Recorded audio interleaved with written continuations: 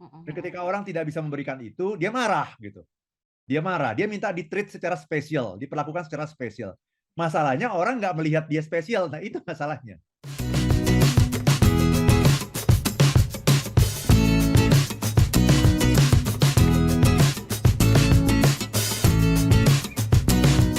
Apa yang membuat atau faktor apa yang membuat seseorang itu punya ego besar dan ego itu seperti jadi kayak menguasai gitu, dan nggak ada ruang dia untuk mempertimbangkan yang lain atau pertimbangannya jauh lebih rendah begitu. Faktornya apa sih, Pak Arfan? Silakan. Ya, terima kasih banyak Mbak Ola ya. Jadi hari ini kita bicara mengenai orang-orang yang egonya besar. Ini orang-orang yang kalau dalam bahasa umum kita sebut egois gitu ya. Ini adalah sesungguhnya dimulai dari cara pandang dia terhadap dirinya sendiri gitu. Mmm, Jadi dia mhm, memandang dirinya tuh sebagai orang penting, sebagai mmm, orang yang sangat spesial gitu ya, mhm, sebagai orang terpilih gitu ya, sebagai orang yang hebat gitu ya, yang unggul di atas orang lain gitu. Ya, sehingga orang-orang yang seperti ini nanti sangat sulit untuk menerima masukan, sulit mhm, untuk menerima feedback, sulit untuk mengalah gitu ya, sulit untuk eh, memikirkan kepentingan orang lain gitu karena egonya terlalu besar gitu ya. Dan ini sesungguhnya dibentuk banyak hal gitu ya, mulai dari pendidikan ya mhm, sejak kecil, kemudian pengalaman dalam berinteraksi dengan orang lain gitu. Jadi inti dari ego ini sesungguhnya adalah bagaimana cara kita melihat diri kita sendiri gitu. mhm, mhm, Cara kita melihat diri kita sendiri, kita melihat diri kita tuh orang yang luar biasa gitu. Padahal orang lain nggak ngelihat seperti itu. Nah itu masalahnya. mmm, mhm, mhm, Kalau kita melihat diri kita seperti itu, kemudian orang lain juga melihat diri kita seperti itu juga, ya sama, nggak ada masalah gitu ya. Tetapi yang seringkali menjadi masalah adalah kita melihat diri kita itu terlalu besar gitu. Dan orang lain nggak melihat kita seperti itu. Sehingga mmm, orang lain memperlakukan kita biasa-biasa saja. Dan mhm, ketika kita diperlakukan biasa-biasa saja, padahal kita merasa kita sangat spesial, kita marah. mmm, Di situ muncul masalah dalam hubungan kita dengan orang lain, Mbak Ola. mhm, mhm, oke. Baik, berarti pangkalnya, awalnya adalah cara pandang terhadap diri sendiri yang kita merasa, hebat, penting ya, tapi tidak mau mengalah begitu ya, faktornya ada banyak. Apakah ini, karena ada insecure ya, Pak Arfan ya, di dalam diri orang tersebut, sehingga dia merasa kalau nggak punya cara pandang seperti itu, dia nggak berharga?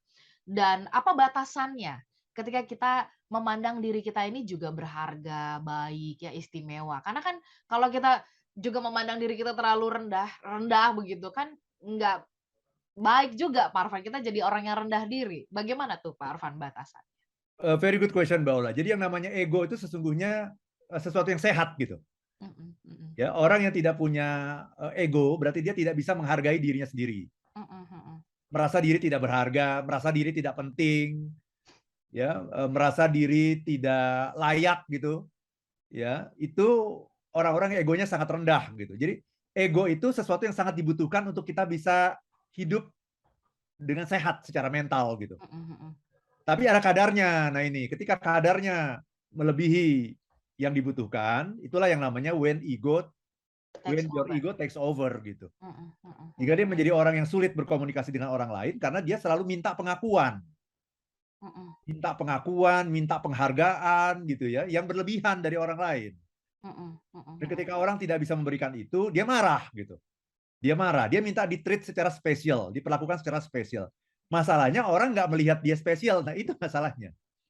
Jadi Mhm, kalau kalau Anda minta diperlakukan secara spesial, tapi kemudian orang juga melihat Anda juga orang yang spesial, misalnya Anda adalah spesial itu bisa karena jabatannya misalnya gitu ya, misalnya presiden gitu ya.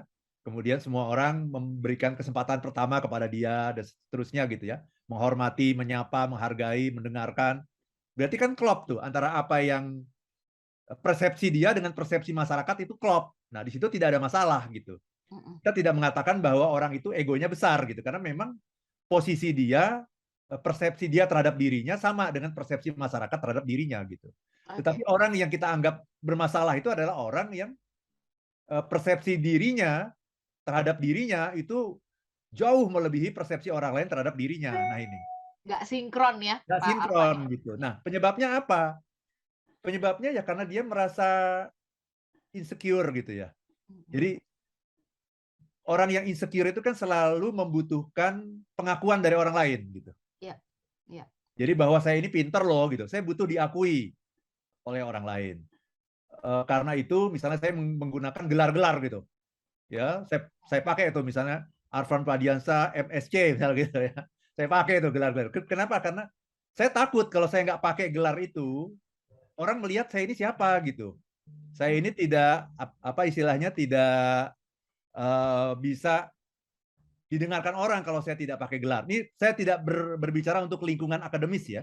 mm, Karena kalau di lingkungan akademis itu eh, memang gelar-gelar itu memang dibutuhkan gitu ya untuk kredibilitas gitu. Tetapi dalam hal seperti ini misalnya kalau kalau saya bikin kartu nama saya tidak akan pakai gelar saya gitu. Kenapa? Karena saya merasa ya ya saya ya seperti ini gitu. Tanpa gelar pun saya bisa berinteraksi dengan orang lain, dengan siapapun, dengan klien secara wajar gitu, tanpa harus menggunakan gelar gitu. mm, mm. Tapi kalau orang yang merasa tidak secure, kemudian ini bukan sekali lagi bukan di lingkungan akademis ya, kemudian menggunakanlah gelar-gelar itu karena dia merasa kalau saya nggak pakai gelar nih saya siapa nih, nanti saya dipertanyakan orang nih gitu. Iya, Seperti itu Mbak Ola. iya, iya.